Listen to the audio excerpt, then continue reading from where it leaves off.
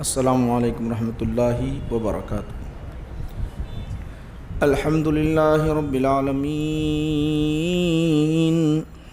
والعاقبۃ للمتقین والصلاة والسلام علی سید الانبیاء والمرسلین وعلى آلہ الطیبین واصحابہ الاکرمین واولیائہ الکاملین واتباعہ الاجمعین، اما بعد فاعوذ باللہ من الشیطان الرجیم، بسم اللہ الرحمن الرحیم۔ كلوا من طيبات ما رزقناكم كلوا من طيبات ما رزقكم الله حلالا طيبا، صدق الله مولانا العظيم۔ وقال تعالى في شان حبيبه إن الله وملائكته يصلون على النبي يا أيها الذين آمنوا صلوا عليه وسلموا تسليما، اللهم صل على سيدنا محمد وعلى آله وصحبه أفضل صلواتك وعدد معلوماتك وبارك وسلم۔ عن عمر بن ابی سلمۃ قال كنت غلاما في حجر رسول الله صلى الله عليه وسلم وكانت يدي تطيش في الصحفة، فقال لي رسول الله صلى الله عليه وسلم سم الله وكل يمينك وكل مما يليك، بخاری و مسلم۔ قال رسول اللہ صلی اللہ علیہ وسلم ان الشیطان یستحل الطعام الا یذکر اسم اللہ علیہ۔ حضرات گرامی، بزرگان ملت، پیارے نوجوانوں، عزیز ساتھیوں، درمیان میں ماہ ربیع الاول اور ماہ ربیع الثانی آنے کی وجہ سے ہم نے رسول پاک علیہ السلام کی سیرت اور اولیاء کے متعلق درس سماعت کیا تھا۔ اب ہمارا جو سلسلہ چل رہا تھا تجارت کے متعلق چل رہا تھا، وہ تجارت کا ایک مضمون اختصار کے ساتھ ختم ہوا۔ اس کے بعد امام بخاری نے مختلف باب اور کتاب ذکر کیے ہیں، اس کو چھوڑ کر ہم اس کے بعد زکوٰۃ کا مسئلہ ہے اور سود کا مسئلہ ہے، یہ سارے مسائل ہیں، اور عمرہ ہے، حج ہے، چونکہ تجارت سے تعلق ہے اطعمہ کا اس طور پر آدمی تجارت کرنے کے بعد اپنی زندگی جو کیوں گزارتا ہے، یعنی کماتا کیوں ہے، تجارت کرتا کیوں ہے، کھانے کے لیے، زندگی گزارنے کے لیے۔ اگر وہ اس کو کھانا پینا نہ ملے تو پھر عبادت بھی کرنا مشکل ہو جاتا ہے۔ ضروری ہے اس کے لیے کھانا پینا، حیات کھانے پینے پر انحصار ہے، حیات کا انحصار کھانے پینے پر ہے۔ اگر آپ نہیں کھائیں گے تو زندہ نہیں رہیں گے، جب زندہ نہیں رہیں گے تو عبادت نہیں کر پائیں گے۔ لا محالہ ضروری ہے کہ آپ کو کھانا پڑتا ہے، اسی لیے آپ تجارت کرتے ہیں یا زراعت کرتے ہیں یا ملازمت کرتے ہیں۔ یہ بڑی تین چیزیں ایسی ہیں جو انسان کے لیے ضروری ہے، ذرائع ہے، یہ کسب معاش کے لیے، کمانے کے لیے سب سے اہم تجارت پر ہم نے گفتگو کی۔ اس کے بعد اب کھانے کا تذکرہ بعد میں لا رہے ہیں امام بخاری، میں اس کو پہلے ذکر کر رہا ہوں، پھر اس کے بعد جب ضرورت رہی تو انشاءاللہ پھر ہم پیچھے جائیں گے، آگے آئیں گے، تاکہ مضمون ایک ساتھ اتصال کے ساتھ چلتا رہے۔ یاد رکھے کہ اس کے اندر کتاب الاطعمہ بول کے قائم کیے باب، کتاب الاطعمہ، اطعمہ طعام ہم کہتے ہیں، دیکھیے عام عرف عام میں طعام، تناول طعام کا انتظام، یہ تو ہے نا، تناول طعام کا انتظام ہے، کھانا، اس کی جمع آتی ہے اطعمہ، اس کی جمع آتی ہے اطعمہ۔ تو اب اطعمہ کے اندر کھانا انسان کو کس طرح چاہیے اس کا ذکر آئے گا. کون سی چیز کھانا جائز ہے, کون سی چیز کھانا حرام ہے, کون سی چیز کھانا حلال, کون سی چیز کھانا حرام, کھانا کس طرح کھانا چاہیے. اس طرح یہ بالترتیب سلسلہ جاری رہے گا. آج ہم اس پر بحث کریں گے کیسے کھائیں, کس انداز سے کھائیں. عبادت ہم صرف اس چیز کو سمجھتے ہیں کہ صرف نماز پڑھ لیے تو عبادت ہم نے ادا کر لی. عبادت صرف اس کو ہم نے عبادت کو محدود کر لیا. کیا عبادت کو محدود کر لیا؟ نماز پڑھ لیے عبادت ہو گئی, روزہ رکھ لیے عبادت ہو گئی, حج کر لیے عبادت ہو گئی. یہ جو محدود کر لیے ہے نا, یہ اپنے عقل سے ہم نے جو ہے محدود کر لیے. یاد رکھو کہ رسول پاک علیہ الصلاۃ والسلام کی ہر سنت پر عمل کرنا عبادت ہے. ہر سنت پر عمل کرنا عبادت ہے. آپ کی کھانے کی سنت ہو, پینے کی سنت ہو, آرام کرنے کی سنت ہو, گفتگو کرنے کی سنت ہو, لیٹنے کی سنت ہو, وضو کرنے کی سنت ہو, یہ جتنے بھی زندگی میں جتنی چیزیں ہوں ہمارے لیے ہوتی ہے عبادت. اور عبادت کا جہاں تک تعلق ہے صرف ہم نے اس کو سمجھ بیٹھے ہیں. میں آپ کو ایک حدیث سے سمجھاؤں تاکہ آپ کے ذہن میں بیٹھ جائے, اچھی طرح ذہن میں بیٹھ جائے. دیکھیے, اللہ کے رسول صلی اللہ علیہ وسلم کے دربار میں ایک صحابی نے عرض کیا, حضرت سعد نے, یا رسول اللہ صلی اللہ علیہ وسلم مال بڑا ہے میرے پاس, بہت ہے, بہت مال ہے, اب موت کا وقت قریب آ چکا ہے, بیٹی ایک ہے, پورا مال اللہ کے راہ میں صرف کرنا چاہتا ہوں, خرچ کرنا چاہتا ہوں. تو اللہ کے رسول نے فرمایا نہیں ایسا نہ کرو, ایسا نہ کرو. یا رسول اللہ مجھے اجازت دے دو, یا رسول اللہ 2/3 کم سے کم 2/3 مال وصیت کر دوں اپنی زندگی میں تاکہ یہ اللہ کے راستے میں خرچ کر دیا جائے. تو حضور فرمایا نہیں, ٹھیک ہے آپ نہیں دیتے ہیں تو آدھا دینا چاہتا ہوں. ممکن ہو کہ کروڑ روپے ہو تو 50 لاکھ روپے دینا چاہتا ہوں یا رسول اللہ, وصیت کرنا چاہتا ہوں. تو حضور فرمایا یہ بھی زیادہ ہے, یہ بھی زیادہ ہے. پھر فرمایا, عرض کرنے لگے یا رسول اللہ پھر کیا کروں یا رسول اللہ. پھر کہنے لگے 1/3 دینا چاہتا ہوں.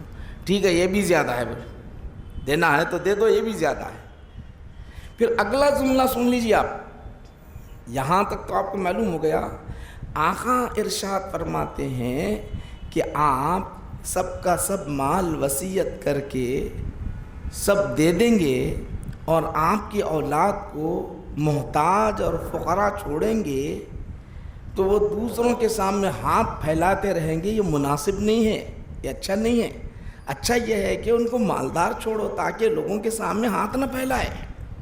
آپ کو اصالے یعنی آپ کو ثواب کمانا ہے اور وصیت کرنا ہے تو کل مال کے 1/3 حصہ کر سکتے ہیں. آپ جتنی اللہ تعالیٰ نے آپ کو پراپرٹی دی ہے اس میں سے 1/3 دے سکتے ہو, یہ کہنا تھا. اس کے بعد اگلا جملہ سن لیجئے. حضور ارشاد فرماتے ہیں تم اپنے اولاد کے لیے, تم اپنے بچوں کے لیے یہ جو روپیہ پیسہ چھوڑتے ہو, ایک لقمہ بیوی آپ کے مرنے کے بعد یا ایک بچہ ایک لقمہ اگر اپنے پیٹ میں ڈالتا ہے تو اللہ اس کا ثواب اسے عطا کرتا ہے. دیکھیے آپ, مر تو گیا شخص, یہ زندہ ہے یا مر گیا, زندہ ہے یا مر گیا, دو چیزیں ہوں گی. زندہ ہے اور آپ کا مال بیوی کھا رہی ہے, آپ کا مال بچے کھا رہے ہیں, آپ کا مال مرنے کے بعد یا حیات میں وہ مال کھا رہے ہیں. تو اب اندازہ کر لو کہ کھانے والے خود کے بچے, کھانے والے خود کی بیوی کھا وہ رہے ہیں, اجر ثواب اللہ عطا کر رہا ہے. اب یہ عبادت ہے یہ نہیں, بولو یہ عبادت ہے یہ نہیں. تو عبادت ہم صرف یہ سمجھ بیٹھے ہیں کہ صرف نماز پڑھ لینا عبادت پر ہے. اچھا آپ کو معلوم ہونا چاہیے, سلام کرو بھائی کو, مسلمان بھائی کو سلام کرو, 10 نیکیاں مل رہی ہے. نیکیاں ملنا کیا مانا, عبادت نہیں ہے یہ. جواب دو 20 نیکیاں, جواب دو 20 نیکیاں, تو عبادت نہیں ہے یہ. نماز میں بھی نیکیاں ہیں، سلام میں بھی نیکیاں ہیں، کھانے میں بھی نیکیاں ہیں، کھلانے میں بھی نیکیاں ہیں، تو صرف ہم نے محدود کر رکھا ہے، صرف ہم نے محدود کر رکھا ہے۔ اس لیے نماز پڑھتے تو آپ نماز کی حالت میں کسی سے بات نہیں کرتے، نماز کی حالت میں بات نہیں کرتے، اللہ اکبر کہتے ہو، نماز کی حالت میں ادھر ادھر نہیں دیکھتے، عبادت ہے۔ مگر کھانے میں بھی غور کیا ہے آپ نے کبھی؟ کھانے میں بھی ثواب کے لیے کبھی غور کیا ہے؟ اللہ کے ولی جو ہوتے ہیں، اللہ کے جو ولی، ان کو ولایت کا جو منصب ملتا ہے، ان کی اتنی جو شہرت ہوتی ہے، وہ مقام ولایت پر پہنچتے ہیں، اللہ کے محبوب بن جاتے ہیں، اس کا سبب کیا ہے؟ رات و دن عبادتوں کی وجہ سے نہیں، رسول پاک علیہ الصلوۃ والسلام کی ایک ایک سنت پر عمل کرنے کی وجہ سے، جو شریعت نے طریقہ بتایا اس پر چلنے کی وجہ سے ان کو وہ مقام ملتا ہے۔ ہم کیا کرتے ہیں؟ خالی نماز کے لیے اہتمام کرتے ہیں، کھانا کھا رہے ہیں تو بائیں ہاتھ سے کھا رہے ہیں، کھانا کھا رہے ہیں تو کھڑے ہو کے کھا رہے ہیں، کھانا کھا رہے ہیں تو جو ہے اس کے آداب کو بھول گئے، بسم اللہ نہیں پڑھ رہے ہیں۔ یہ جو اس کے آداب میں، اس کو ہم نے چھوڑ دیا ہے، جس کی وجہ سے ہمارا مقام و مرتبہ جو ہونا چاہیے وہ مقام و مرتبہ نہیں، جس کی وجہ سے ہمارے گھر میں خیر و برکت ہونا چاہیے وہ خیر و برکت ہمارے پاس نہیں ہے۔ کمائیں اس کے باوجود، کمانے کے باوجود بے برکتی ہے، کھانے کے باوجود بیماری ہے، کھانے کے باوجود بیماریاں لاحق ہو گئی ہیں۔ اسباب کیا ہیں؟ غور کریں اس بارے میں۔ ہر گھر میں کوئی نہ کوئی بیمار ہے، کوئی شوگر کا پیشنٹ، کوئی شوگر کا پیشنٹ، کوئی بی پی کا پیشنٹ، کوئی تھائرائیڈ ہے، کسی کو کچھ ہے، کسی کو کچھ ہے، کسی کو کچھ ہے۔ یہ کیا وجہ ہے؟ کیا اسباب ہے؟ تو سنو، میں آپ کو بتانا چاہتا ہوں، ہم نے کھانے کا ڈھنگ چھوڑ دیا ہے، اصول ترک کر دیا ہے۔ مدینہ المنورہ میں رسول پاک علیہ الصلوۃ والسلام کے زمانے میں ایک بڑے حکیم آ گئے، چلو حکمت اپنی جاری کر لے۔ اب ہمارے پاس غور کرو کہ دواخانے بھرے ہوئے ہیں، حیدرآباد کا کوئی ایسا دواخانہ، چھوٹے سے چھوٹا بڑے سے بڑا دواخانہ ایسا نہیں جس کے اندر پیشنٹ بھرے ہوئے نہیں ہوں، بھرے ہوئے۔ مدینہ میں 1 سال تک رہے ہو، کتنے 1 سال تک ماہر تھے حکمت میں، اس زمانے کے اعتبار سے بڑے ڈاکٹر تھے، آئے تھے 1 سال رہے، کوئی رجوع ہوا ہی نہیں، کوئی علاج کے لیے گیا ہی نہیں، کوئی علاج کے لیے گیا ہی نہیں، حکیم صاحب سے کوئی نسخہ لیا ہی نہیں، حکیم صاحب سے کوئی دوا لیا ہی نہیں۔ انہوں نے بولے اب دکان بند کر دینا اور چلے جانا بہتر ہے، میری معاش کا مسئلہ آ جائے گا، مدینہ کے اندر رہوں گا، مدینہ کے اندر اگر میں رہوں گا تو میرے معاش کا مسئلہ آ جائے گا۔ تو حکیم صاحب سے، وہ ڈاکٹر صاحب سے، اس زمانے کے ڈاکٹر صاحب سے پوچھا گیا آپ جا کیوں رہے ہو؟ کہنے لگے کوئی آتا ہی نہیں، پیشنٹ آتا ہی نہیں۔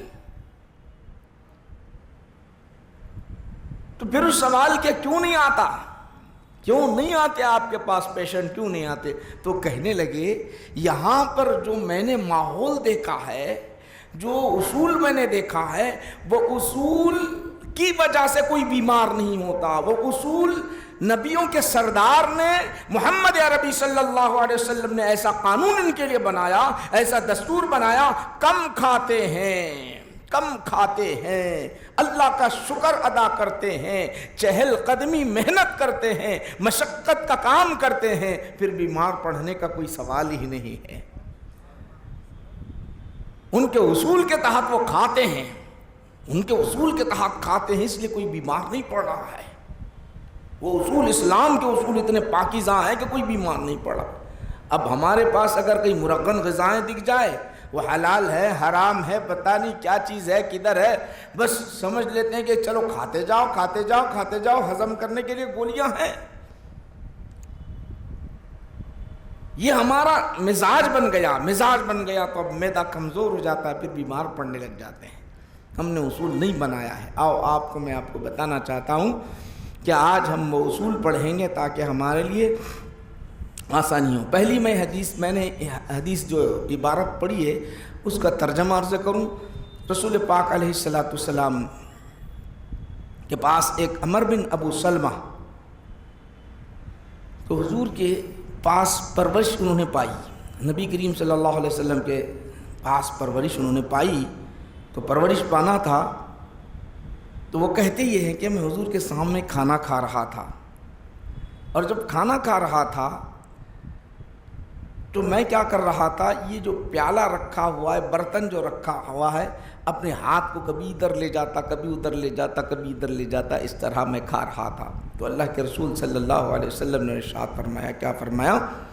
دیکھو پہلے اللہ کا نام لو، سم اللہ، اللہ کا نام لو، پہلے اللہ کا نام لو، کل یمینک وکل مما یلیک، بولے سیدھے ہاتھ سے کھاؤ، پہلا بتایا آپ نے پہلے اللہ کا نام لو، سیدھے ہاتھ سے کھاؤ اور سامنے سے کھاؤ، یہ تین باتیں آپ نے بیان فرمائی۔ بسم اللہ پڑھو، بسم اللہ پڑھو پہلا کام، دوسرا جو ہے اپنے سامنے سے کھاؤ، تیسرا جو ہے آپ نے یہ فرمایا کہ سیدھے ہاتھ سے کھاؤ۔ آج ہمارے پاس کھانا پینا کھاتے وقت تو ہاتھ اکثر جو سیدھے ہاتھ سے بچپن میں ماں باپ یاد دلائے تو سیدھے ہاتھ سے کھاتے ہیں، اب پانی پینا رہا تو کہیں باہر ہوٹل میں چلے گئے، کہیں کھانا ہے تو پینا ہے تو پانی بائیں ہاتھ سے پی لیے، غیروں کو دیکھ کر، غیروں کا طریقہ اپناتے ہوئے، غیروں کا طریقہ اپناتے ہوئے، یا اپنے آپ کو ماڈرن سمجھتے ہیں، نئے زمانے کے اعتبار سے یہ فکر بنی ہوئی ہے، نئی فکر بنی ہوئی ہے۔ اللہ کے رسول صلی اللہ علیہ وسلم نے ارشاد فرمایا کہ جو شخص بسم اللہ نہیں پڑھتا، شیطان کے لیے وہ کھانا حلال بن جاتا ہے، حلال بن جاتا ہے۔ حضور ارشاد فرماتے ہیں، ان الشیطان یستحل الطعام اللہ یذکر اسم اللہ علیہ، شیطان حلال کر دیتا ہے اس غذا کو جس پر اللہ کا نام نہیں لیا جاتا، وہ خود شریک ہوتا ہے۔ شیطان ہمارے ساتھ اللہ سبحانہ و تعالیٰ نے ہر انسان کے ساتھ ایک شیطان بنایا، وہ قرین ہمارے ساتھ شریک ہو جاتا ہے۔ جب شریک ہو جانے کے بعد ہوتا کیا ہے معلوم؟ سب سے زیادہ خرابی یہ ہوتی ہے کہ اس کے اندر بے برکتی ہو جاتی ہے، سب سے زیادہ اس کے اندر یہ ہوتی ہے کہ بے برکتی ہو جاتی ہے جو بسم اللہ نہیں پڑھتا ہے، اللہ کا نام نہیں لیتا ہے۔ کیونکہ اللہ کا نام اس لیے لینا ہے کہ کھلانے والا اللہ ہے، کہیں اگر اس طرح اگر بسم اللہ کو ترک کر دے یا دعا کو ترک کر دے، کہیں ایسا نہ ہو کہ اللہ جو ہے اپنا مما رزقناکم، ہم نے جو تمہیں کھلایا ہے وہ روک نہ لے، اللہ روک نہ لے۔ بسم اللہ چھوڑ دی ہم نے، پڑھنا نہیں ہے، پڑھتے ہی نہیں۔ آگے ابو داؤد کی روایت آتی ہے کہ اللہ کے رسول صلی اللہ علیہ وسلم ایک شخص کو دیکھے، وہ کھانا کھا رہا ہے، کھانا کھاتا چلا جا رہا ہے، دیکھنے کے بعد حضور مسکرانے لگ گئے، تھوڑی دیر کے بعد حضور مسکرانے لگ گئے، مسکرا رہے ہیں تو کسی صحابی نے پوچھا، یا رسول اللہ صلی اللہ علیہ وسلم جب سے آپ اس کو دیکھ رہے ہیں اور اس کے بعد یک لخت آپ مسکرانا شروع کر دیا، معاملہ سمجھ میں نہیں آیا یا رسول اللہ، یہ معاملہ کیا ہے؟ ابو داؤد کی روایت ہے، کیوں مسکرا رہے ہیں یا رسول اللہ؟ میرے ماں باپ قربان، صحابی نے پوچھ ہی لیا تو آقا نے ارشاد فرمایا، جب سے کھا رہا تھا اللہ کا نام نہیں لیا تو اس کا جو شیطان، اس کا جو شریک ہے، انہیں بھی کھانے لگ گیا، انہیں بھی کھانے لگ گیا۔ اس کو اچانک یاد آ گیا، بسم اللہ اول و آخر پڑھنا تھا کہ میں نے وہ منظر دیکھا، یہ بسم اللہ اول و آخر بسم اللہ جو پڑھا وہ میں نے منظر دیکھا کہ شیطان نے جو کھایا تھا وہ خے کر دیا۔ بولے بسم اللہ کی برکت کی وجہ سے شیطان نے جیسے بسم اللہ یہ پڑھنا تھا کہ بسم اللہ کی برکت ایسی ہوئی کہ پہلے جو کھایا تھا اس کو خے کرنا پڑا، خے کرنا پڑا۔ میں آپ سے یہاں بیٹھے میں پوچھنا چاہتا ہوں، آپ کا سخت ایسا دشمن ہے دنیا میں، لڑ لیا آپ اس سے، مار دیا آپ کو، زخمی کر دیا آپ کو، مار دیا، زخمی کر دیا اور لوگوں کے سامنے رسوا کر دیا، نہیں معلوم کیسے کیسے گالیاں دے دیا، بکواس فیل کر دیا، اور آپ کے پاس آیا جا رہا ہے، تو کیا آپ اس کو اپنے ساتھ کھانا کھلاؤ گے؟ تھوڑی دیر پہلے ہی لڑ لیا کوئی، کیا اس کو اپنے ساتھ کھانا کھلاؤ گے؟ آپ تو جلال میں آ کے کہیں گے چل بھاگ، مجھے مارتا، مجھے ذلیل کرتا، مجھے پریشان کرتا، اور تو میرے ساتھ کھانا کھاتا، میں تجھے بلاتا نہیں، کھانے پر بیٹھے گا تو آپ نکال کر اٹھا دیں گے، چلے جا تو دشمن ہے میرا۔ تو اللہ سبحانہ و تعالیٰ اس کو دشمن نہیں کہہ رہا جو آپ لڑے ہوئے ہیں، بلکہ تمہارا دشمن تو ان الشیطان للانسان عدو مبین، شیطان تمہارا یہ انسان سے زیادہ سخت دشمن ہے، اس کو تم کھانا فراہم کر رہے ہو اپنے ساتھ تو گویا اپنے آپ کی خرابی کر لے رہے ہو۔ نہیں معلوم اس کی شرکت کی وجہ سے کتنی گندی چیزیں ہمارے ساتھ شریک ہو رہی ہے، نہیں معلوم کیا کیا چیزیں ہمارے اندر چلے جا رہے ہیں، نہیں معلوم کتنی بے برکتیاں ہمارے اندر آ رہی ہے۔ تو بسم اللہ ایک چھوٹا سا لفظ ہے، اللہ کا نام لے لو، بسم اللہ اگر کہو گے شیطان آپ کے ساتھ شریک نہیں ہوگا، شیطان آپ کے ساتھ شریک نہیں ہوگا۔ بسم اللہ کی برکت ایسی ہے۔ پہلا کام سب سے پہلے ہاتھ دھونا ہے، یہاں بچے بیٹھے ہوئے، ہاتھ دھونا، نہیں معلوم کتنی نجاست ہمارے ہاتھ کو لگی ہوئی، وہ ہاتھ کی نجاست پھر پیٹ میں چلے جائے گی۔ آقا نے فرمایا ہاتھ دھو اور بسم اللہ الرحمن الرحیم پڑھو، بسم اللہ الرحمن الرحیم پڑھو۔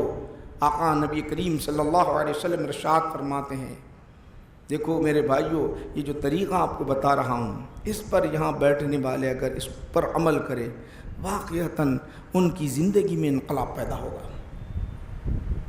ان کی زندگی میں، بلا مبالغہ کہہ رہا ہوں۔ کیوں؟ میرے نبی کا طریقہ ہے، حضور نے بتایا ہے، حضور نے طریقہ بتایا ہے، جس کو ہم چاہتے ہیں، جس سے ہم محبت کرتے ہیں، وہ آقا ہمیں فرما دے ہمارے لیے فائدہ مند وہ چیزیں بتائے اور ہم اس کو ترک کر دیں، یہ ہمارے لیے نقصان دہ، ہمارے لیے نقصان دہ، بہت نقصان ہے، اس کا اندازہ ہم کو نہیں ہے۔ ہم یوں ہی لے لیتے ہیں معاملہ چھوٹا سمجھ کر، بسم اللہ پڑھنا ہے، بے برکتی ہو جاتی ورنہ۔ اور آگے سیدھے ہاتھ سے جو ہے کھانا ہے۔ میں آپ کو بتانا چاہتا ہوں کہ حضور نے فرمایا انہو، یعنی اوپر سے حضرت ابو ہریرہ سے روایت، ان رجلا کان یاکل اکلا کثیرا اذا اسلم وکان یاکل قلیلا فذکر ذلک للنبی صلی اللہ علیہ وسلم فقال ان المؤمن یاکل فی معن واحد والکافر یاکل فی سبعۃ امعاء رواہ البخاری۔ نبی کریم صلی اللہ علیہ وسلم کے پاس ایک شخص آیا، بتا رہا ہوں میں آپ کو، ایک شخص آیا، کافر تھا،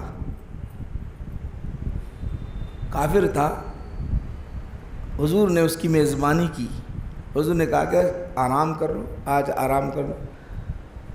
سفر سے آیا تھا، تھکن تھی، بھوک لگی تھی، آقا نے فرمایا اب گھر میں کھانے کے لیے تو کچھ نہیں ہے، بکریوں کا دودھ پلا دو۔ تو ضیافت ہو رہی ہے، حضور کی جانب سے ضیافت ہو رہی ہے، تو وہ شخص بکریوں کا دودھ پیتا ہے، ایک بکری کا دودھ نتھارا گیا پورا پی لیا، دوسرے بکری کا دودھ نتھارا گیا پورا پی لیا، اس طرح 7 بکریوں کا دودھ نتھارا گیا، 7 بکریوں کا دودھ اس نے پی لیا پورا کا پورا۔ یہ ضیافت رسول پاک علیہ السلام کی جانب سے ہے، آقا کی جانب سے ہے۔ اس نے دیکھا کہ یہ مسلمانوں کا شعار، مسلمانوں کا جو ہے طریقہ، ضیافت کا طریقہ بہت مانوس ہوا، اسلام کو جان لیا، آقا کو دیکھ لیا، دیکھ لینے کے بعد کہنے لگا یا رسول اللہ میں اسلام لے آنا چاہتا ہوں، کلمہ پڑھ لیا۔ یہ ضیافت کرنے کے بعد، یہ اہتمام کے بعد، شریعت کو دیکھنے کے بعد، حالات کو دیکھا، صحابہ کو دیکھا، مسلمان ہو گئے۔ مسلمان ہونے کے بعد پھر دوسرے دن اس لیے انہوں نے قیام کیا کہ تاکہ اسلام کا اور طریقہ جانوں، اسلام کا طریقہ جانوں، معلومات کر لوں، اس غرض سے وہاں پر رکے ہوئے ہیں۔ اب پھر شام میں آئی باری، اب کہا آقا نے اسے دودھ پلا دو، کھانے کا انتظام کر دو، تو اب جو ہے ان کے لیے بکری کا دودھ نتھارا جا رہا ہے۔ ایک بکری کا دودھ انہوں نے پی لیا، پی لینے کے بعد پھر دوسری بکری کا دودھ نتھار کر پھر دیا جا رہا ہے، کہنے لگے پیٹ بھر گیا۔ تو آقا ارشاد فرماتے ہیں کہ کافر 7 آنتوں سے پیتا ہے، کھاتا ہے، مومن 1 آنت سے کھاتا پیتا ہے۔ مومن ایک آنت سے کھاتا پیتا ہے. ممکن ہو کہ بسم اللہ پڑھنے کی وجہ سے، اس کی برکت کی وجہ سے ایک بکری کا دودھ پینے کے بعد ان کا پیٹ بھر گیا. کل وہ جو تھے کفر کی حالت میں تھے، شیطان شریک تھا، 7 بکریوں کا دودھ پیے تو بھی سیرابی نہیں ہوئی، ایک بکری کا انہوں نے دودھ پی لیا تو سیرابی ہو گئی. میرے بھائیوں، پیٹ بھر گیا، برکت والا پیٹ بن گیا، غذا برکت والی اندر اتر گئی. بسم اللہ، اللہ کا نام لے لیا. تو مومن کی شان یہ ہے کہ وہ بسم اللہ پڑھے. مومن کی شان یہ ہے کہ وہ بسم اللہ پڑھے. شیطان معمولی بات نہیں ہے. آپ کو اور آسانی سے سمجھا دوں، مکاشفۃ القلوب کے اندر امام غزالی رحمۃ اللہ علیہ شیطان کا حملہ بیان کرتے ہوئے انہوں نے ذکر کیا ہے. سن لیجیے، آپ کو بتانا چاہتا ہوں. ایک حدیث نقل کی ہے، ایک حدیث. وہ حدیث کیا ہے؟ جب طوفان نوح آیا، طوفان نوح کیوں آیا؟ اس لیے طوفان نوح آیا کہ نافرمان قوم اللہ کی وحدانیت کا انکار کر دیا. نوح علیہ السلام 900 سال تبلیغ کرتے رہے، 900 سال تبلیغ کرتے رہے. 100 آدمی مسلمان نہیں تھے. 900 سال تبلیغ کرنے کے بعد 100 آدمی مسلمان نہیں. قربان جائے میرے نبی کی عظمت پر، اتنی امت مسلمان ہے، اتنی امت. صرف 23 سال کی مشقت میں اللہ نے آپ کی امت میں اور آپ میں اتنی برکت رکھ دی کہ سب سے بڑھ کر اگر کوئی امت جنت میں جائے گی تو حضور نبی کریم صلی اللہ علیہ وسلم سب سے زیادہ جائے گی جنت میں. نوح علیہ السلام کا جب طوفان آنا تھا کہ آپ نے اعلان کیا جو میری کشتی میں سوار ہے وہ بچ جائے گا، کلمہ پڑھو وہ بھی شریک ہو جاؤ. تو یہ شریک ہونے والے جوڑیاں جانور بھی اس کے اندر، پرند بھی اس کے اندر آ گئے. تو جوڑیاں انسانوں کی تعداد جو ہے 100 تک نہیں پہنچی. اس کے اندر ایک بوڑھا شخص جو بغیر اجازت کے آ کے بیٹھ گیا، ضعیف ہے، بوڑھا ہے، آ کر بیٹھ گیا. بیٹھنے کے بعد حضرت نوح علیہ السلام نے فرمایا تو کون ہے؟ بغیر اجازت کے کیسے آ گیا؟ کشتی میری، حکم رب نے دیا، میری اجازت کے بغیر میں بٹھاتا نہیں، تو آیا کیسے؟ آپ نے جوڑیاں رکھ دی. جو مسلمان تھے وہ نیا چہرہ دکھا. آپ نے پوچھا اب ہاں نوح علیہ السلام ہے، جھوٹ بولے گا تو اللہ وحی کے ذریعے بتا دے گا. وہ کہنے لگا میں شیطان ہوں. سیدھا بول دیا میں شیطان ہوں، انسانی شکل میں آؤں. تو حضرت نوح علیہ السلام فرمایا ملعون نکل جا فوراً، ملعون نکل جا فوراً. تیری وجہ سے، تیرے بہکانے بھٹکانے کی وجہ سے کئی لوگ کفر کے دلدل میں پھنس گئے، اور کفر کی دلدل میں پھنسنے کی وجہ سے تیری وجہ سے عذاب آیا، پھر آ رہا ہے میرے ساتھ، نکل جا. تو شیطان بولا جا تو رہا ہوں، اب آپ کا حکم ہے جانا پڑتا، نہیں بیٹھ سکتا، اب مجھے اجازت نہیں ہے، آپ کی کشتی ہے، امت آپ کی ہے، جا رہا ہوں. مگر ایک بات بتانا چاہتا ہوں، میرے پاس 5 ایسے جال ہیں، 5 ایسے داؤ ہیں. وہ جال پھینکتا ہوں انسان پر، وہ داؤ ڈالتا ہوں، کسی طرح میرے چکر میں آ جاتے ہیں، کسی طرح وہ چکر میں آ جاتے ہیں میرے. وہ 5 داؤ، 5 جال میرے پاس ایسے ہیں. مگر اس میں سے پورے نہیں بتاؤں گا، 3 آپ کو بتاؤں گا جاتے جاتے. میرے داؤ، میں بہکانے کے جو داؤ ہیں میرے، یا بہکانے کے جو میرے جال ہیں، 5 میرے پاس ہیں. وہ 5 میں جال ڈالتا ہوں. ان 5 جال میں سے 3 بتاؤں گا، 2 نہیں بتاؤں گا. حضرت نوح علیہ السلام اللہ کے دربار میں عرض کرنے لگے پروردگار عالم، شیطان آیا، میں اس کو بگا رہا ہوں. انہیں بول رہا 5 داؤ ایسے ہیں میرے پاس جس کی وجہ سے یہ آپ کی امت، آپ کی قوم میں جیسا کہتا ہوں مانتی ہے. 3 بتانے کے لیے تیار ہے، 2 نہیں بتانے کے لیے تیار ہے. تو اللہ نے کہا صحیح بول رہا ہوں انہیں، مگر وہ 3 کو مت پوچھو، وہ 2 پوچھو. بولے وہ 2 بتا، 3 کو چھوڑ دے. 2 بتا، 3 کو چھوڑ دے. تو شیطان بولنے لگا کہ وہ 2 ایسے داؤ ہیں میں اس میں کبھی ناکام ہوئی چی نہیں بولے. اور کرو، میں یہاں سنانا چاہ رہا ہوں. میں جب وہ جال ڈالتا ہوں تو مچھلی لگنا ہی لگنا ہے، مچھلی آنا ہی آنا ہے، کبھی ناکام ہوتا ہی نہیں میں. دوسرے 3 داؤ ہیں وہ ایسے ہیں اس میں آتی ہے کوئی نہیں آتی، مگر 2 میں تو آتی ہے، ہر صورت میں آتی ہے، میں ناکام نامراد ہوتا ہی نہیں دوں. تو حضرت نوح علیہ السلام فرمائے وہ کون سا جال ہے بتا، وہ کون سا داؤ ہے جو میری امت کو تو بہکاتا اور بھٹکاتا ہے، میری امت کو بہکاتا اور بھٹکاتا ہے، وہ کون سا ہے؟ اب جیسا عبادت نہ کر، یہ ایک اپنی جگہ ہے، یہ داؤ میں ڈال دیتا ہوں پھر بھی انہیں آتا نماز کی طرف، اس کو اندازہ نہیں ہوتا، آ جاتا کیسے بھی آ جاتا، یہ ایک جال ہے. مگر 2 ایسے جال ہے اس میں پڑھنا ہی پڑھنا. حضرت نوح علیہ السلام بولے کون سا ہے ذرا بول، جلدی بول. تو کہنے لگے 2 ایسے داؤ ہے اس کے انسان کے دل میں حرص پیدا کرتا ہوں، وہ حرص کا جال ایسا ہے وہ پھنس جاتا ہے، اور حسد کا جال ایسا ہے وہ حسد کے جال میں پھنس جاتا، نہ حرص کے جال سے نکلتا نہ حسد کے جال سے نکل سکتا. وہ تو انسان دیکھو ہر جگہ دیکھو، دولت آ گئی تو کبھی اس کی آرزو تمنا ختم نہیں ہوتی، اور آ جائے اور آ جائے اور آ جائے اور آ جائے، حرص میں لگا ہوا ہوتا ہے، حرص میں لگا ہوا ہوتا ہے ہمیشہ. ہمارے پاس شادی خانوں میں دکھتا دیکھو، ولیمے میں شادیوں میں دکھائی دیتا، ہم اپنے ٹیبل پر بیٹھے ہوئے ہوتے ہیں، ڈش جیسا ہی لے کے آتا سب سے پہلے اپن اتار لیتے ہیں، جتنا آیا اب آیا، اس کے بعد آتا کہ نہیں کی، آتا کہ نہیں کی، پورا ڈال لیے. حالانکہ اس کو دیکھ کے پاس اگر لے جا کر بٹھا دیا جائے، کھا، چند بوٹیاں اور تھوڑا کھانے کے بغیر نہیں، اٹھ جائے گا، بس بس بس کھا، بولے گا کھایا تو مر جاؤں گا، اب نہیں کھا سکتا.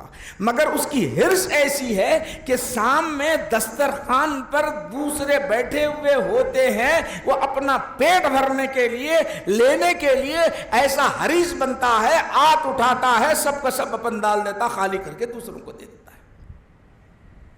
ایک نظارہ آپ کو بتانا چاہتا ہوں، حرص جو ہے انسان کی اتنی خطرناک ہے. شیطان اس میں نا امید نہیں ہوتا، شیطان اس میں نا امید نہیں ہوتا، اس میں کامیاب ہوتا، ہم کو پتہ ہی نہیں چلتا.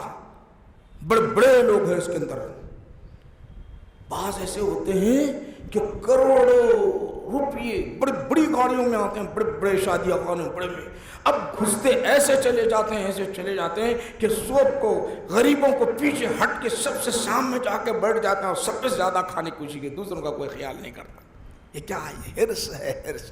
حالانکہ اس کے گھر میں بہتر اس سے اچھی غذا پکی ہوئی ہوتی ہے، مگر اندر کی جو حرص جو چیز ہوتی ہے اس کو اتنا ذلیل بنا دیتی ہے، اتنا ذلیل بنا دیتی ہے، وہ کیا کام کر رہا ہے اسے پتہ ہی نہیں چلتا، اور اس کو عیب بھی نہیں سمجھتا انسان، نہ اسے عیب سمجھتا ہے نہ اسے برا جانتا ہے، بلکہ اس کو کرنے پر فخر سمجھتا ہے. میں سب سے بہترین، میں بیٹھا تھا، ہر ایک ڈش ہمارے پاس آئی، اس کے پاس کبھی رہ گئی، وہاں تک پہنچنے نہیں دیا ہم نے.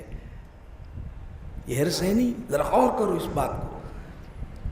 بھائی کا خیال ہم نے کبھی کیا ہے؟ اپنے بھائیوں کا کبھی خیال کیا ہے؟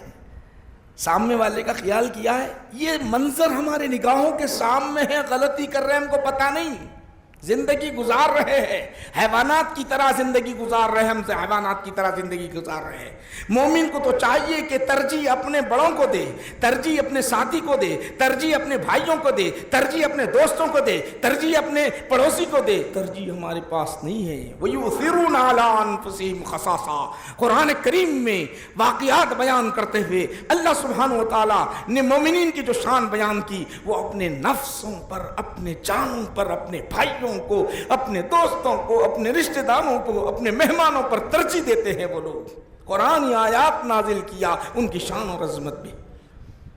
کئی مرتبہ آپ نے سنا ہوگا یہاں محل ہے بخاری کا، تو بخاری کی حدیث میں آپ حضرات کے سامنے پیش کروں۔ ہماری حالت یہ ہے کہ حضور نبی کریم صلی اللہ علیہ وسلم کے دربار میں ایک صحابی مہمان آئے، رات کا سمے تھا، رات کا ٹائم تھا، آقا نبی کریم صلی اللہ علیہ وسلم کے دربار میں وہ مہمان آئے۔ آقا نے فرمایا جاؤ میرے گھروں میں بیبیوں کے پاس کچھ کھانا ہے تو لے آؤ، اس مہمان کو، ہمارے اس مہمان کو کھانا کھلا دو تاکہ یہ آرام و راحت حاصل کر لے، پیٹ بھر لے۔ آقا نبی کریم صلی اللہ علیہ وسلم کے فرمان کو صحابی نے سن لیا اور جا کر ہر گھر میں دستک دی، ہر گھر میں دستک دی، 9 بیبیوں کے گھر میں دستک دی، آواز دیا گھر میں کچھ کھانے کے لیے ہے، تو آواز آتی ہے صرف پانی ہے، کھانے کے لیے کچھ نہیں ہے، صرف پانی ہے، کھانے کے لیے کچھ نہیں ہے۔ ہر کوئی کہتا صرف پانی ہے، کھانے کے لیے کچھ نہیں ہے۔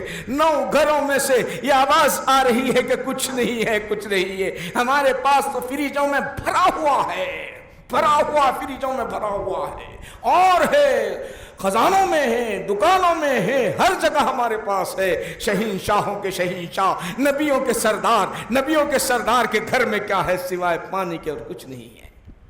جواب ملنے کے بعد آقا خاموش ہیں۔ محفل میں جو لوگ بیٹھے ہوئے تھے کہنے لگے ان کے پاس بھی کھانے کے لیے کچھ نہیں، تو آقا نے فرمایا کوئی ہے میرے مہمان کو اپنے گھر لے جائے، کوئی ہے میرے مہمان کو اپنے گھر لے جائے۔ انصاری صاحب یہ کھڑے ہوئے یا رسول اللہ میں لے جاتا ہوں، ان کو بھی پتہ نہیں میرے گھر میں ہے یا نہیں۔ بھاگے بھاگے دوڑے دوڑے گئے، جا کر بیوی سے پوچھا زوجہ بتاؤ تو صحیح گھر میں کچھ کھانے کے لیے ہے؟ انہوں نے کہا بچوں کے لیے ہے، ننھے چھوٹے چھوٹے بچوں کے لیے، ان کے لیے کھانے کے لیے، ہمارے لیے تو نہیں ہے کچھ بھی، نہ آپ کے لیے کھانے کے لیے ہے، نہ میرے لیے کھانے کے لیے ہے، نہ آپ کے لیے ہے نہ میرے لیے ہے، بچوں کے لیے ہے۔ قربان جائے اس صحابی پر،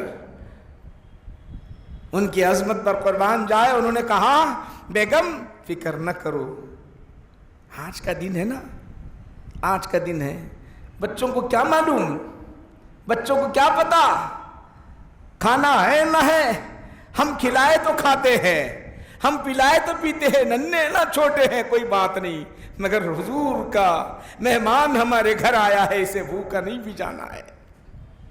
مدینہ شریف کے اندر نہ دکانیں، رات کا سمے ہے، کس کے گھر دستک دیں، کہاں سے کچھ لائے، ملنے والا کچھ نہیں ہے، نہ روپیہ پیسہ ہے، رات کا سمے کہاں سے لائے، کس سے مانگے، جلن کے لیے، جلانے کے لیے، چولہا سلگانے کے لیے لکڑیاں نہیں ہوتی، تو پھر پکوان کا کیسے انتظام، کھلانے کا کیسے انتظام، اہتمام کرنے کا کوئی ہوٹل نہیں۔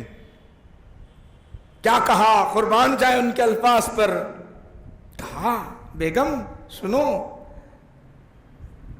یہ کرنا کہ اپنے بچوں کو نہلاؤ، جب نہلائیں گے روتے رہیں گے، رو رو کر نہلائے گی، جب تھک جائیں گے تو سو جائیں گے، سو جائیں گے تو ہم کیا کریں گے، ہم کیا کریں گے، دسترخوان بچھائیں گے، بھوکے سونے دو ان کو بچوں کو بھوکا سونے دو، سلا دینا ان کو، بھوکا سلا دینا، دسترخوان بچھا دینا، دسترخوان پر ہمارے 2 پلیٹ لگا دینا، رسول پاک علیہ السلام کا جو مہمان ہے ان کے سامنے بھی پلیٹ رکھ دینا، کھانا رکھ دینا، چراغ جلانا، چراغ جلانے کے بعد اگر ہمارے پاس کھانا تھوڑا ہے، میں بھی کھاؤں آپ بھی کھائیں، تو ہمارے مہمان کو ملے گا ہی نہیں، ہمارے مہمان کو ملے گا ہی نہیں، وہ کیا کھائیں گے۔ چراغ کو جلا دینا، جب کھانا رکھنے کے بعد چراغ کو بجھا دینا، چراغ کو بجھا دینا، ہم پلیٹ میں ہاتھ ہلاتے رہیں گے اور مہمان کو کھانا ڈالتے رہیں گے، پیٹ بھرتا جائے گا، مہمان کھا لے گا، کوئی بات نہیں، ہم بھوکے رہے، ہمارے بچے بھوکے رہے۔ اسی طرح دسترخوان بچھا دیا گیا، چراغ جلا دیا گیا۔ بخاری شریف کہتی ہے، اللہ کے رسول صلی اللہ علیہ وسلم کیا فرماتے ہیں سن لو، بخاری شریف میں وہی الفاظ میں آپ حضرات کے سامنے پیش کر رہا ہوں۔ مہمان سام میں بیٹھا ہوا ہے، مہمان سام میں بیٹھا ہوا ہے، اور آپ نے دسترخوان پہ جتنا کچھ تھا، جو روٹیاں تھی، جو سالن تھا، سامنے پیش کر دیا۔ سالن پیش کرنے کے بعد چراغ جلایا، کسی طرح اس چراغ کو بجھا دیا، مہمان کھاتے رہے۔ یہ پلیٹ میں صرف ہاتھ رکھتے اور چہ منہ تک لے جاتے، اس طرح مکمل مہمان کھانے تک اس طرح عمل کیا کرتے۔ مہمان سمجھ گئے کہ یہ میزبان میرے ساتھ بیٹھے ہوئے، یہ بھی کھا رہے ہیں، یہ بھی میرے ساتھ کھا رہے ہیں۔ رات میں کھانے کے بعد سو گئے۔ سونے کے بعد جب اٹھے تو یہ آیت کریمہ نازل ہوئی، مومن وہ ہے جو اپنے نفسوں پر ترجیح دیتے ہیں خود محتاج ہونے کے باوجود۔ مومن کی شان یہ ہوتی ہے، مومن کی شان یہ ہوتی ہے کہ اپنے بھائیوں کا خیال کرے، اپنے پڑوسیوں کا خیال کرے، اپنے دوستوں کا خیال کرے، اپنے بڑوں کا خیال کرے، اپنے ساتھیوں کا خیال کرے۔ مگر ہمارا حال کیا ہے؟ غور کرو میرے بھائیوں، شادی خانوں کا حال کیا ہے، دعوتوں کا حال کیا ہے، لنگر خانوں کا حال کیا ہے، کھانے کا حال کیا ہے، گھر کا حال کیا ہے۔ عبادت کہتے کس کو ہے؟ صرف نماز پڑھنے کا نام عبادت ہے؟ نہیں میرے بھائیو، ہے وہ بھی عبادت، افضل عبادت ہے، مگر جس طریقے کو اللہ کے رسول نے وہ طریقہ بنایا ہے اس کو اپنا لینے کا نام عبادت ہے، اس کو اپنا لینے کا نام عبادت ہے۔ کھانا کھانے سے پہلے بسم اللہ پڑھو، ہاتھ دھو لو، ہاتھ دھو لو اور دوسروں کا خیال کرو۔ اسی لیے اللہ کے رسول صلی اللہ علیہ وسلم نے فرمایا مما یلیک، اپنے سامنے سے کھاؤ، اپنے سامنے، کیونکہ اس زمانے میں ہوتا یہ تھا ایک پلیٹ میں نہیں کھاتے تھے، ایک پلیٹ میں سب مل کے کھاتے تھے، سب مل کر ایک پلیٹ میں کھاتے تھے۔ اس میں محبت پیدا ہوتی ہے، اس میں ایثار معلوم ہوتا ہے، اس میں برکتیں اترتی ہے۔ اللہ کے رسول صلی اللہ علیہ وسلم ارشاد فرماتے ہیں جو برکت نازل ہوتی ہے، جو بیچ کے اندر برکت اترتی ہے، بیچ پلیٹ کا جو بیچ کا حصہ ہوتا ہے، پلیٹ کا جو بیچ کا حصہ ہوتا ہے، وہاں برکت اترتی ہے، وہاں برکت اترتی ہے۔ اسی لیے اللہ کے رسول نے فرمایا اپنے سامنے سے کھاؤ، مما یلیک، اپنے سامنے سے لے لو اور کھا لیا کرو۔ تو آج ہم جو ہے صرف 2 حدیثیں جو پڑھے ہیں، انشاءاللہ یہ یاد رکھو کہ بسم اللہ پڑھنا، ہاتھ دھونا، اگر بیچ میں بھول گئے، شروع میں بھول گئے تو آخر میں بسم اللہ پڑھنا ہے۔ یہ مختصر ابھی بتایا ہوں، یہ بھی کھانے کا طریقہ ابھی مکمل نہیں ہوا۔ انشاءاللہ العزیز آئندہ ہم اس کھانے کا، پہننے کا طریقہ نہیں معلوم، اپنے کپڑے کیسا پہننا چاہیے، زندگی کیسے گزارنا چاہیے، معلوم ہی نہیں ہے۔ تو یاد رکھو کہ چند باتیں آپ حضرات کے سامنے احادیث شریفہ کی روشنی میں بتایا ہوں، میں اپنا طریقہ نہیں بتایا ہوں، یہ میری بات نہیں بتایا ہوں۔ تو یہ عمل آج سے ہم آج سے ابھی سے اسی وقت سے اگر ہم شروع کریں، پانی پی رہے ہیں بسم اللہ، وہ عشری باغ کے آئیں گا، کھانا کھا رہے ہیں بسم اللہ، دروازہ بند کر رہے ہیں بسم اللہ، وہ آئیں گے پوری احادیث شریفہ۔ تو انشاءاللہ العزیز کو پڑھیں گے ہم۔ یہ چند باتیں آپ حضرات کے سامنے پیش کیا ہوں، آئندہ انشاءاللہ اگلا مضمون آپ کو پیش کیا جائے گا، اور یہ بچوں کو ابھی سے لے آئیں تاکہ ان کو طریقہ معلوم ہے۔ اب یہ تربیت بڑی اچھی تربیت ہوتی ہے، کوئی الگ سے جا کے پہاڑ پر عبادت تسبیح پڑھ لیتے بیٹھنے کی ضرورت نہیں ہے ولی بننے کے واسطے، ولایت کا اعلیٰ مقام حاصل کرنے کے واسطے الگ جا کے شریعت کو فالو کرو، جب بیچ ولی بنتے ہیں، نیک بنتے ہیں، جنت ملتی ہے، اللہ کے مقرب بنتے ہیں، رسول کے مقرب بنتے ہیں۔ الگ سے جا کے پہاڑوں پہ جا کے بیٹھنے کی ضرورت نہیں ہے۔ طریقہ جو بتایا گیا احادیث شریفہ میں، قرآن میں جو بتایا گیا اس پر فالو کرو، بس اسی چیز کا نام ہے شریعت۔ اپن بہت مشکل سمجھتے ہیں اور لوگوں کو اس سے دور کرنے کی کوشش کرتے ہیں۔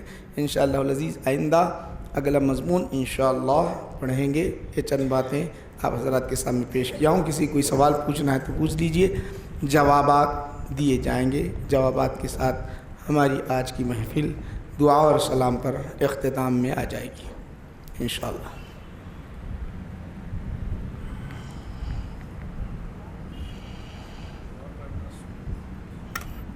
جی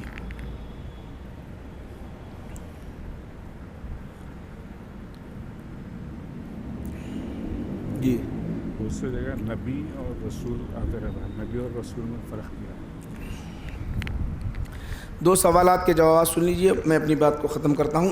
ایک سوال یہ ہے کہ مول صاحب کا دعا پڑھنا سنت ہے کیا؟ آگے آئیں گی دعا، الحمدللہ الذی اطعمنا وسقانا وجعلنا من المسلمین، یہ مستحب ہے، یہ مستحب ہے یہ پڑھنا، یہ جو دعا منقول ہے۔ آپ کو بسم اللہ یاد ہے تو بسم اللہ الرحمن الرحیم پڑھو آپ، اس کے اربوں خربوں فوائد ہیں، اس کی تعداد بیان ہی نہیں کر سکتے ہم، اتنے فائدے ہیں بسم اللہ الرحمن الرحیم۔ اور علاج کے طور پر اگر آپ کو بتاؤں، علاج کے طور پر اور بتاؤں، اگر کسی کو شوگر ہے یا کسی کو اور ہے، ہر نوالے کے ساتھ، یا آپ بہت بڑا مرض آ گیا، کینسر آ گیا، ہر نوالے بسم اللہ الرحمن الرحیم، ہر نوالے بسم اللہ الرحمن، ہر نوالے کے ساتھ بسم اللہ الرحمن، ہر نوالے کے ساتھ بسم اللہ، کینسر بھاگ جاتا انہیں، رہتا نہیں انہیں۔ اب وہ غذا بن رہی، بسم اللہ پڑھ کے غذا بن رہی، اندر کینسر، وہ اندر کے کیڑے اس کو کھاتے، کہاں سے کھاتے؟ آسان علاج بتا رہا ہوں، علاج کے طور پر بتا رہا ہوں میں آپ کو، بسم اللہ الرحمن بسم اللہ الرحمن، ایک گھٹ بھی پی رہے پانی کا بسم اللہ، دوا پی رہے بسم اللہ، ہر چیز اندر جا رہی تو بسم اللہ چھوڑنا ہی نہیں، تو کینسر بھاگ جاتا، کینسر آپ کو دکھائی نہیں دیتا۔ اب آپ کا سوال یہ ہے کہ رسول اور نبی میں کیا فرق ہے؟ رسول بھی آتا، نبی بھی، دونوں بھی اللہ کے منتخب ہوتے ہیں، اللہ انتخاب کرتا، یہ محنت سے نہیں ہوتے، نو محنت کرے تو ہوتے، بلکہ ایسا نہیں، اللہ انتخاب کرتا نبیوں کا اور رسولوں کا۔ رسولوں کو کتاباں دیتا، نئی کتاب، نئی صحیفے دیتا، ان کا قانون دستور الگ، جیسا کہ موسیٰ علیہ السلام کو الگ دیا کتاب، عیسیٰ علیہ السلام کو الگ دیا کتاب، داؤد علیہ السلام کو الگ دیا کتاب، رسول پاک صلی اللہ علیہ وسلم کو الگ دیا کتاب، ابراہیم علیہ السلام کو الگ دیا کتاب، صحیفے الگ الگ، ایسے جن کو الگ دیا ان کو رسول بولتے۔ پیچھے کی کتابوں کو فالو کرنے والے اس کو نبی بولتے ہیں، وہ نبی بھی منتخبہ ہوتے ہیں، پہلے کی کتابوں کو فالو کرنے والے، اللہ کی کتاب کو فالو کرنے والے، ان کو نبی بولتے ہیں۔ موٹی مثال کے طور پہ آپ کو سمجھایا ہوں، بعضوں نے اس کو بھی تھوڑا سا اختلاف کیا ہے، بچے ہیں آسانی سے ذہن میں بیٹھ جاتی ہے یہ بات، یاد رکھ لیجئے۔ اللہ کے دربار میں دعا ہے کہ پروردگارا ہم کو اپنی شریعت کو سمجھنے، اس پر عمل کرنے کی توفیق عطا فرما۔ اے اللہ شریعت کی پابند بنا، طریقت پر چلنے والے بنا۔